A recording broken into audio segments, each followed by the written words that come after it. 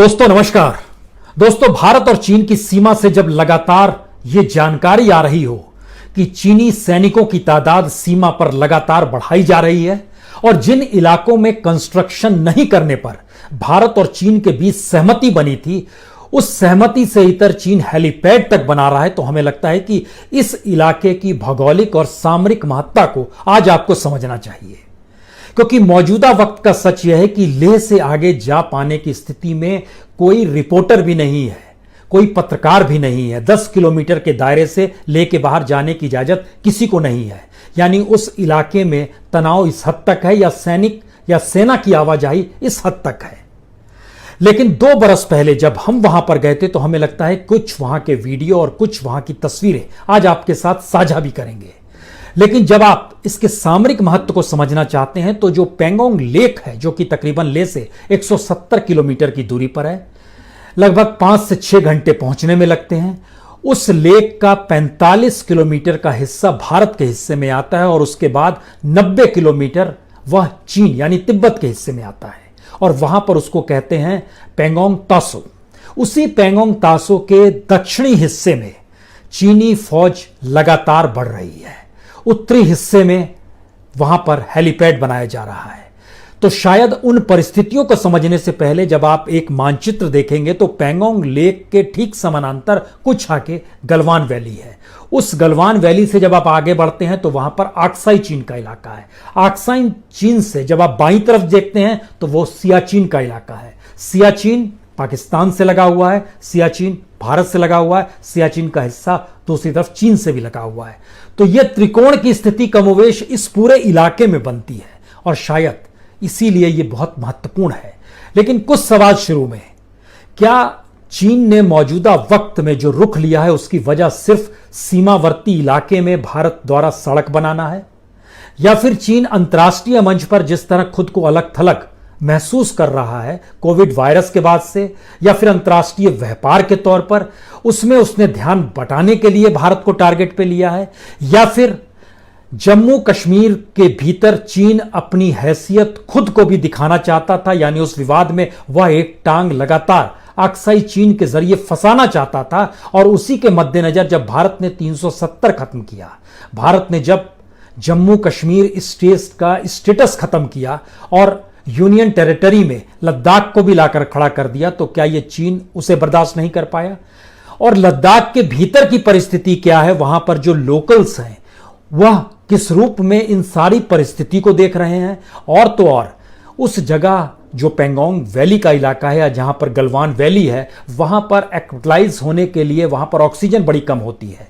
तो वहां के लिए सैनिक जो होते हैं, अक्सर माना यह जाता है कि लद्दाख के सैनिक, लद्दाख स्काउट्स उन्हें कहते हैं, 1962 के वार में भी उन्हीं की सबसे बड़ी भूमिका थी।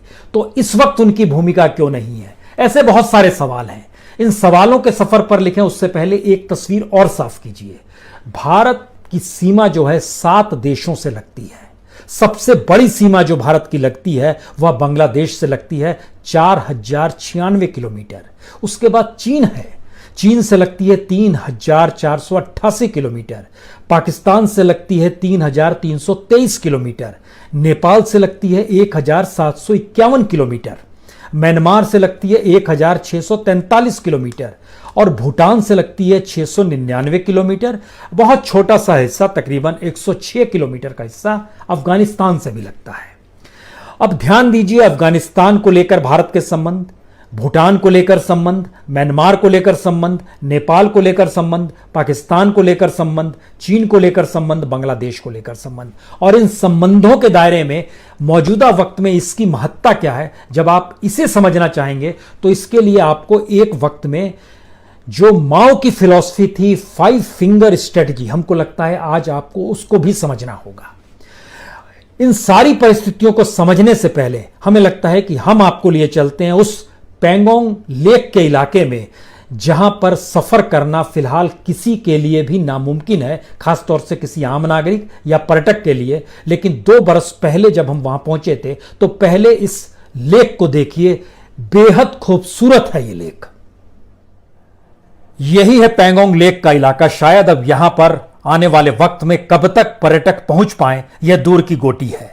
मौजूदा वक्त में तो लेह से तकरीबन 25 किलोमीटर से आगे जाने की इजाजत किसी भी पर्यटक को नहीं है, जबकि यह लेह से तकरीबन 167 किलोमीटर की दूरी पर है। शानदार लेक, दुनिया का सबसे खूबसूरत लेक, पानी का रंग गाढ़ा नीला और ऊपर आसमान हल्का नीला। आप एक क्षण महसूस करेंगे जिस तरीके से पहाड़ों से घिरा यह इलाका है, आप स्वर्ग में तो नहीं है। समुद्र से 4350 मीटर ऊपर और तकरीबन 135 किलोमीटर ये लंबा लेक है और इसमें 45 किलोमीटर भारत के हिस्से में तो 90 किलोमीटर चाइना यानी तिब्बत के हिस्से में आता है और 20 किलोमीटर के बाद ही लाइन ऑफ एक्चुअल कंट्रोल है, यानी दुनिया का ये वो जगह है जहां पर लेक के ऊपर से सीमा रेखा गुजरती है, लाइन ऑफ एक्चुअल कंट्रोल, जहां पे लगातार 24 आवर पेट्रोलिंग होती है बोट के जरिए। एक तरफ से चीन का बोट गुजरता है तो दूसरी तरफ से भारत के बोट, और उस पर अपने अपने देश के लहराते झंडे और उसके साथ हाथों में पकड़े हुए सफेद कपड़ा लहराते हुए चलते हैं, जो कि शांति का प्रतीक है। लेकिन इस लेक में भी कई मौकों पर तनाव पैदा हुआ है। 2008 में आखिरी बार यहां पर जब तनाव पैदा हुआ था तो पेट्रोलिंग करते हुए भारतीय बोट को नेवल क्राफ्ट जो चीन के थे 3 नेवल क्राफ्ट ने घेर लिया था और उसमें 2 मशीन गन और 20 मेंबर्स थे उस वक्त सैनिक। और उसी के बाद अगले महीने ही नेवी चीफ सुरेश मेहता वहां पर निकले थे और उन्होंने उस समय भारतीय सेना को और ज्यादा बोट और सुरक्षा मुहैया कराने की व्यवस्था कराई थी। लेकिन इस बोट की पहचान शायद इस लेक की पहचान अंतर्राष्ट्रीय तौर पर यह भी है कि नमक वाला पानी होने के बावजूद सर्दी के दिनों में यह पूरी तरीके से जम जाता है और यहां पर आइस स्केटिंग और पोलो खेली जाती है। तो बेहद खूबसूरत पेंगोंग लेक का एक सच यह भी है कि इस पूरे माउंटेन वाले इलाके में यहीं पर एक समतल जमीन है और खासतौर से सर्दी के मौसम में जब यहां बर्फ जम जाती है तो इस समतल जमीन पर बर्फ के ऊपर सैनिकों की ट्रेनिंग भी होती है, घोड़ों की ट्रेनिंग भी होती है। और जिस वक्त चीन ने तिब्बत पर कब्जा नहीं किया था उस वक्त यहां पर डोगरा जनरल हुआ करते थे जोरावर सिंह, जिनकी ट्रेनिंग बड़ी प्रसिद्ध है। लेकिन अभी इस बात का जिक्र इसलिए जरूरी है क्योंकि चारों तरफ बर्फीले माउंटेन्स और उन सब के बीच ऑक्सीजन की कमी, तो ऐसे इलाके में युद्ध के लिए खास प्रशिक्षण की जरूरत होती है। और ध्यान दीजिए तो 15 जून को जो भारतीय सैनिक शहीद हुए वो बिहार रेजिमेंट के थे और बिहार रेजिमेंट और इन सब के बीच दूसरा सवाल था कि तब लद्दाख स्काउट्स के लोग कहां थे या उससे जुड़े लोग यहां पर क्यों मौजूद नहीं थे। ये एक सवाल है जो मौजूदा वक्त में लद्दाख के लोगों से जब आप बातचीत करेंगे, क्योंकि लद्दाख के एक गांव तो ऐसी पहचान है उसकी कि वहां के 90 लोग 1962 के युद्ध में शरीक हुए थे और उन्होंने चीनी सैनिकों के दांत खट्टे कर दिए थे। उसमें से 40 जवान शहीद हो गए थे उस वक्त। लेकिन मौजूदा वक्त में यह सवाल इसलिए महत्वपूर्ण है कि 1962 का वक्त हो, 1975 का वक्त हो, 1971 का वक्त हो, हर मौके पर यहां पर लद्दाख स्काउट्स ने अपनी पहचान के साथ चीनी सेना को हर वक्त आने से रोका है। और 1962 के युद्ध में जब पार्लियामेंट के भीतर नेहरू ने इस बात का जवाब दिया था कि गलवान की घाटी में किसी भी तरीके से एक भी पोस्ट हड़पने नहीं दी जाएगी चीन को, तब ऐसे में जो लद्दाख के स्काउट्स थे उन्होंने ही काम किया था और उस समय उनकी पहचान नुब्रा गार्ड्स के तौर पर थी 1948 में। हालांकि 1952 में उनको जम्मू कश्मीर मिलिटेंट जो 7th बैटालियन है उसके साथ मर्ज किया गया और मिलिशिया जो जम्मू कश्मीर की जो 14th बैटालियन है उसके साथ 1959 में 1959 में मर्जर में एक दूसरी बैटालियन क्रिएट की गई। तो इनकी भूमिका बड़ी रही है जो मौजूदा वक्त में नहीं है। हम इस बात का जिक्र इसलिए कर रहे हैं क्योंकि जब आप इस पूरे इलाके को सफर पर निकलते हैं, जब आप लेह से निकलेंगे, लद्दाख से निकलेंगे और पेंगोंग वैली तक जाएंगे, तो जरा इस सफर पर चलिए और देखने की कोशिश कीजिए कितना जटिल रास्ता है ये पूरा का पूरा। ये बाटिला और थथोक का इलाका है। लेह से तकरीबन 100 किलोमीटर बाद यही इलाका आता है और उसके बाद लगभग 70 किलोमीटर के बाद पेंगोंग, और पेंगोंग से तकरीबन 40 किलोमीटर के बाद लाइन ऑफ एक्चुअल कंट्रोल। लेकिन इस बीच के रास्ते पर भी अभी निर्माण कार्य हुआ नहीं है, हालांकि सड़क बांधी जा रही है। 2 बरस पहले ये पूरी तरीके से कच्ची सड़क थी और उसी वक्त के ये वीडियो हैं जो ऐसे आप देख पा रहे हैं। लेह से जब आप निकलते हैं और इन सड़कों से होते हुए पेंगोंग झील तक पहुंचने की कोशिश करते हैं तो उन सब के बीच के इन रास्ते को देखकर आपको यह एहसास हो सकता है कि बेहद कठिन रास्ता है। 5 से 6 घंटे का वक्त लगता है। लेकिन बेहद खूबसूरत है ये पूरा का पूरा इलाका। और इन पहाड़ों के बीच से गुजरते हुए जब आप पेंगोंग के बिल्कुल नज़दीक पहुंचते हैं तो दूर से आपको नजर आने लगती है वो नीली झील। और उस नीली झील की तरफ आकर्षण कुछ ऐसा होता है, आप जैसे जैसे उसके नज़दीक पहुंचते चले जाते हैं वो आकर्षण का केंद्र बन जाता है। जी, यही वो झील है। लेकिन इस झील के 7 किलोमीटर के बाद स्पैगमिक गांव है, उसके आगे जाने की किसी को इजाज़त नहीं है।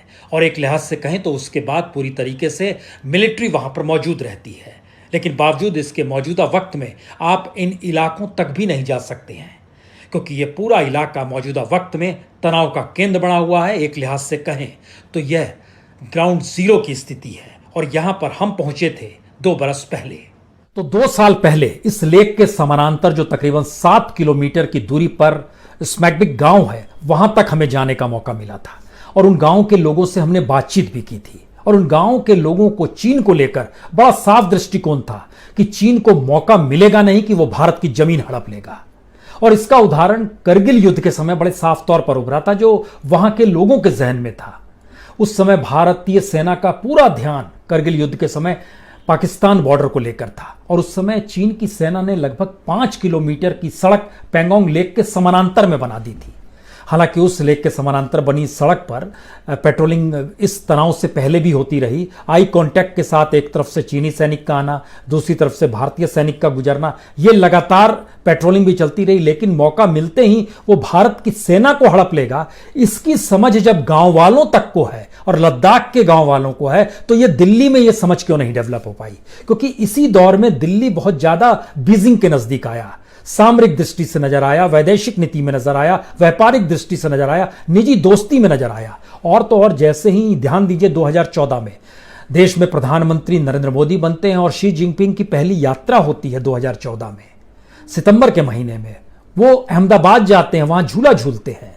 2014 में अगर वो आते हैं तो 2015 में भारत के प्रधानमंत्री नरेंद्र मोदी पहुंचते हैं चीन। फिर 2016 में फिर दोबारा जब प्रधानमंत्री मोदी जाते हैं तो 1 महीने के बाद 2016 में ही गोवा आते हैं, ब्रिक्स की मीटिंग थी और शी जिनपिंग आते हैं। 2017 में फिर प्राइम मिनिस्टर मोदी चीन जाते हैं, 2018 में जाते हैं, वुहान गए थे।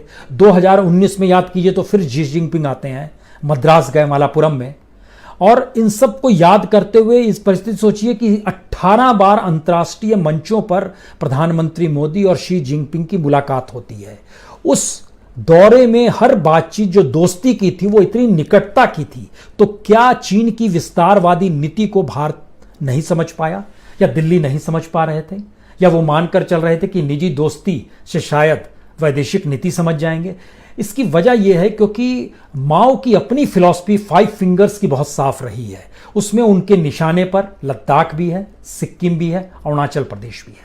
और यह फिलॉसफी कोई चीन की अभी से नहीं है, चीन के रेवोल्यूशन से पहले 19वीं सदी में भी चले जाइएगा तो उस समय भी जिन 5 कलर्स का वो जिक्र करते हैं उसमें नेपाल भूटान का भी जिक्र करते हैं, उसमें लद्दाख का जिक्र भी होता है, सिक्किम का जिक्र भी होता है, तिब्बत का जिक्र भी होता है।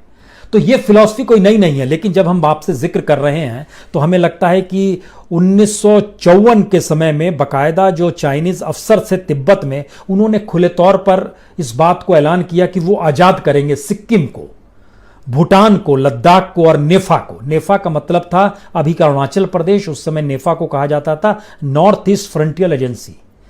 लेकिन महत्वपूर्ण यह है कि उसी पीरियड में एक मैप छपा, चीन ने एक मैप, अंतर्राष्ट्रीय मैप जो छापा और अपने देश का छापा, उसमें उन्होंने बहुत साफ तौर पर लद्दाख को अपना हिस्सा बताया, नेपाल को बताया, भूटान को बताया, सिक्किम को बताया और पूरे के पूरे नॉर्थ ईस्ट को बता दिया। उस समय इंडियन डिप्लोमेट्स जो बीजिंग में थे, चीन में थे, पिकिंग में कहा जाता है, उस समय जो थे, उन्होंने इस पर बड़ी आपत्ति की। और आपत्ति करने के बाद उस वक्त के जो स्कॉलर थे, जो डिप्लोमेट्स थे, वो त्रिलोकीनाथ कौल हुआ करते थे और डिप्लोमेट्स थे BS के ग्रोवर, उन्होंने एक किताब भी लिखी। लेकिन जिस किताब में ये मैप छपा, ये brief history of modern China, उसके बाद जो एक भाषण का हिस्सा था जो लहासा में 1959 में दिया गया, जो कि Chinese lieutenant general Jiang wow ने दिया, उन्होंने बहुत साफ कहा कि भूटानी, सिक्किम, लद्दाखी संयुक्त परिवार है। वे हमेशा तिब्बत और चीन की महान मातृभूमि के अधीन रहे हैं।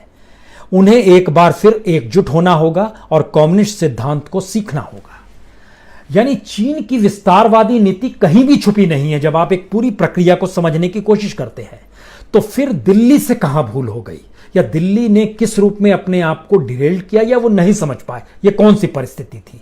और मौजूदा वक्त का सच यह है कि जब सीमा से इस बात की खबर आती है कि वहां पर हलचल तेज है और चीनी सेना लगातार वहां पर अपनी संख्या बढ़ा रही है, हेलीपैड तक बना रही है, तब यह सवाल है क्या भारत युद्ध कर पाएगा, युद्ध कर पाने की स्थिति में है, नहीं है। लेकिन इसका अगला सवाल, युद्ध भी करेगा, युद्ध कर पाने की स्थिति में भी है, लेकिन इसका अगला सवाल यह है कि अमेरिका की भूमिका, यूरोप की भूमिका या रूस की भूमिका अब वैसी नहीं है जो 1962 में थी। 1962 में अमेरिका और ब्रिटेन दोनों ने भारत का साथ दिया था, और उस समय पार्लियामेंट के भीतर जो नेहरू का भाषण है, उन्होंने बहुत साफ तौर पर कहा था कि गलवान वैली का एक पोस्ट भी नहीं जाने दिया जाएगा। और उस समय लद्दाख स्काउट्स ने जान हथेली पे रख के हर पोस्ट को अपने हिस्से में ले लिया था। लेकिन मौजूदा वक्त में देश के भीतर के जो सवाल है, जिस तरह से मान लीजिए कांग्रेस सवाल उठाती है, विपक्ष सवाल उठाता है, या फिर धारा 370 को लेकर कश्मीर के भीतर जब आप जाते हैं, या लद्दाख के भीतर के सवाल है। लद्दाख के लोगों के सामने मौजूदा वक्त का सबसे बड़ा सवाल यह है कि दरअसल जब से यह यूनियन टेरिटरी बन गई है तो वहां के लोगों का, स्थानीय लोगों का महत्व खत्म हो गया है। अब राजभवन की चलती है, राजभवन दिल्ली से चलता है, और वहां के लोकल जो वहां के कमिश्नर्स होते हैं, जो लोकल स्तर पे जिनका चुनाव होता है, उनकी कोई सुनता नहीं है। होते होते ये आ गया कि जो बीजेपी के वहां के अध्यक्ष जो बनाए गए यूनियन टेरिटरी के, उन्होंने भी इस्तीफा दे दिया 2 दिन पहले, यह भी जानकारी आई। इसका मतलब है कि अपनी महत्ता को वहां के लोग चाहते हैं कि किसी रूप में साथ लें। और शायद भारत के सामने सबसे बड़ा सवाल अब यही है कि सबको एक साथ लेकर, एकजुटता के साथ चीन के साथ लड़ाई लड़नी है। अन्यथा देश के भीतर अगर चीजें बिखरी रहेंगी तो फिर कितनी मुश्किल होगी, इसका एक नजारा आपके सामने था जो हम चाहते थे कि भौगोलिक तौर पे साफ हो जाए। बहुत बहुत शुक्रिया।